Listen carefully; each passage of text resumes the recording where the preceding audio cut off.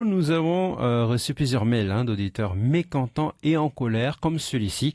Bonjour Lolo, j'ai subi un dégât des eaux ce week-end, comme beaucoup de monde, et je viens d'apprendre que mon assureur ne m'indemnisera de rien du tout. J'entends à la télé que je ne suis pas la seule dans ce cas. Je trouve cela scandaleux. Oui, c'est scandaleux de découvrir comment est fait son contrat d'assurance auto, habitation ou commerce au moment où l'on est dans la détresse après avoir été sinistré. Scandaleux parce que les assurés sont de bonne foi. Quelqu'un qui se retrouve dans 40 centimètres de flotte chez lui ou dans son commerce estime en toute honnêteté qu'il subit un dégât des eaux. Ça semble logique et évident. On paye pour être protégé et ne pas avoir d'histoire en cas de souci, sauf que les intempéries de ce week-end ont été l'occasion pour beaucoup trop de monde de réaliser qu'ils étaient mal assurés.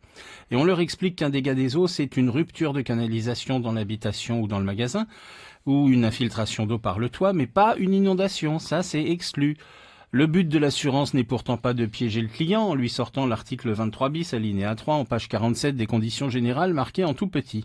Parce qu'on vous fait signer aussi un document où vous reconnaissez avoir pris connaissance de ces conditions générales, ce fameux fascicule de quelques dizaines de pages que vous n'avez jamais ouvert parce que dès la page 2 vous n'y comprenez rien.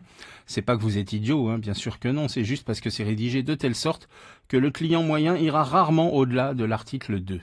Alors en métropole, vous l'avez entendu, il y a un régime de catastrophe naturelle avec un fonds d'indemnisation alimenté par vos cotisations, mais pas ici.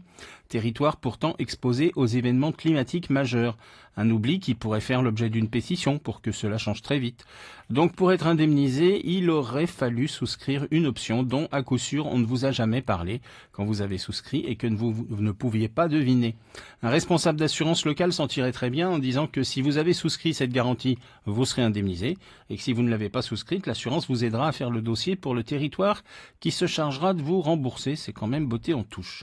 Dans la réalité, c'est bien plus cynique puisque le cas de figure le plus fréquent, c'est de dire aux assurés que non, désolé, vous n'êtes pas couvert et si vous n'êtes pas content, allez voir la direction qui sera en déplacement ce jour-là, vous verrez. En plus, aujourd'hui, même les banques vous proposent de l'assurance avec des procédures simplifiées au cours desquelles ces guichetiers de banque ne vont pas perdre de temps à vous détailler les garanties, à vous conseiller. Vous serez assuré en 2 minutes chrono sur une formule de base standard.